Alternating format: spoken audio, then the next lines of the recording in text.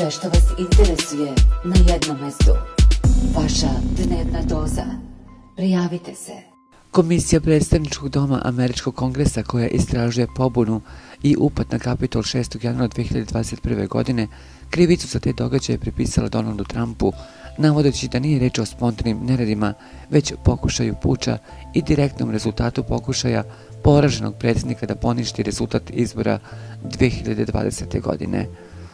Uz emitovanje 12-minutnog video snimka smrtonosnog nasilja koji do sada nije javno prikazivan i iznenađujuća svjedočenja najbližih Trumpovih saradnika, komisija je uz brojne detalje iznala argument da su Trumpove ponavljane laži o izbornoj prevari i javni pokušaj da zaustavi proglašenje pobjede Josepha Bidena doveli do napada i ugrozili američku demokratiju. U sali su se čuli glasni uzasi i iznenađenja kada je Cheney pročitala jedno svedočenje prema kojem je tada Trumpu rečeno da rulja u Kapitolu skandira da potpredsjednik Mike Pence treba da visi. Trump je odgovorio da su možda u pravu i da on to zaslužuje.